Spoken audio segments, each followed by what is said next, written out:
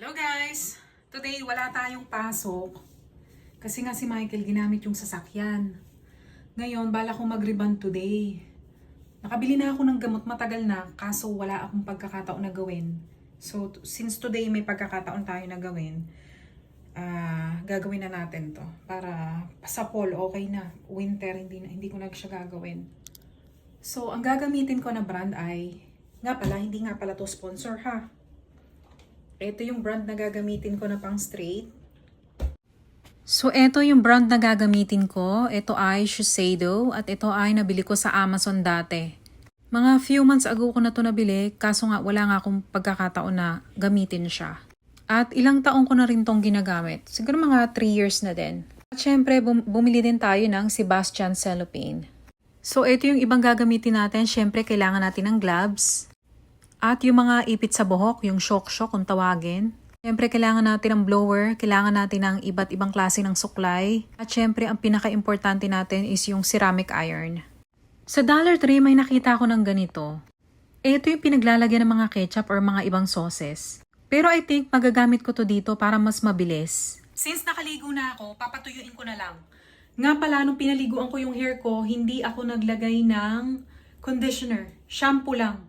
At saka, bawal ito sa may mga kulay ang buhok.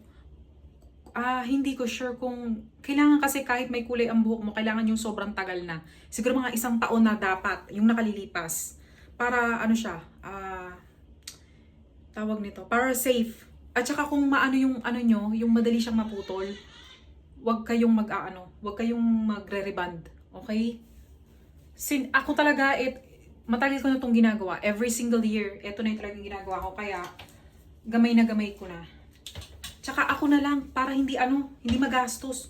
Mahal to kapag, ipapaano mo sa salon, mahal. So, mag-start na ako.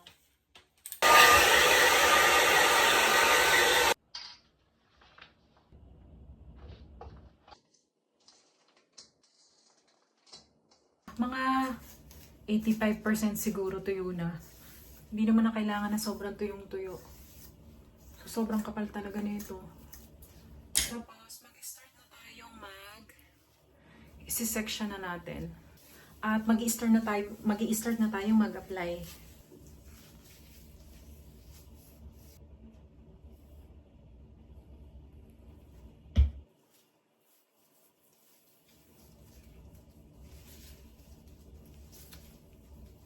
Mas madali talagang i-apply ang gamot kapag nakasection ang buhok para halos lahat talaga malalagyan mo siya. Most of the time kapag ginagawa ko, inaabot ako talaga dito ng mga 6 hours to 7 hours din.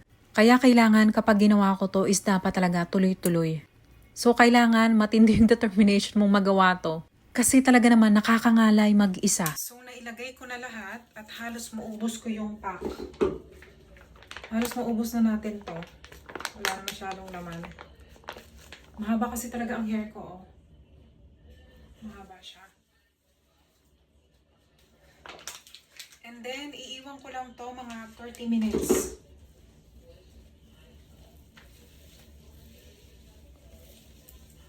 Depende sa sa kapal ng buhok nyo. Kasi yung hair ko talaga is makapal. So, pag ginagawa ko siya, 30 minutes ko talaga siyang binababad.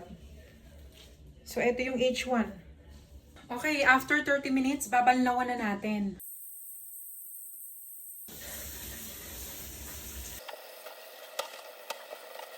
At after nga matanggal na yung mga gamot, syempre, shampoohin din natin yan. Okay, tapos na nating balnawan. Papatuyuin natin. Tapos, i-blow dry natin ulit.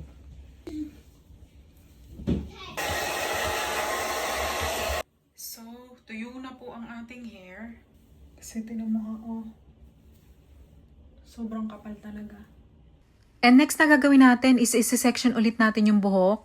And then, pwede na tayong mag-start magplansya ng buhok. Ito naman talaga yung pinaka mahirap. Alam nyo, dito sa US, dito ko na lang natutunan kung paano mag-reband ng buhok. Kasi nung nakatira pa ako sa Pinas, pumupunta talaga ako sa salon para magpagawa nito. Kaso dito, ang pagpapagawa ng hair ay napakamahal. Hindi ko pa natatry kung magkano yung magpa-reband. Pero dito, yung magpapagupit ka lang, mga nasa $30. Gupit lang yun, ha? Ito rin na plansya natin. At ito yung hindi. Dito talaga sa US, ang dami kong natutunan. Kasi nga dito, wala kang pwedeng asahan. Kung kulang ka naman sa budget, ay talagang gagawin mo siya mag-isa.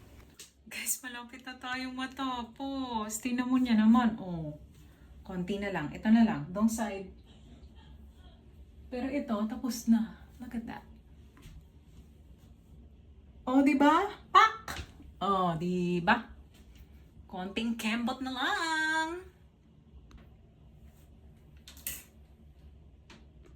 Ay, salamat, natapos din magplancha.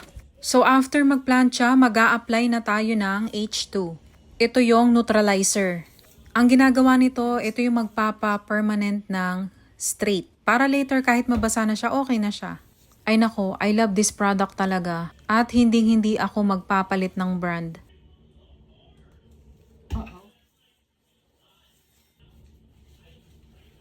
And then, iiwanan natin to for 20 minutes and then babanlawan na rin natin.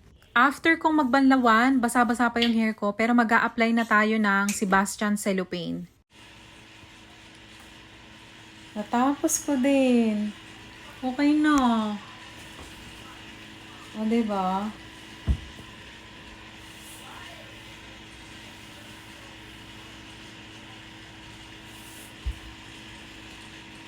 Parang ang bilis mag-ayos kapag maayos ang buhok, no? Good morning, Pilipinas! Maganda pa kayo sa morning!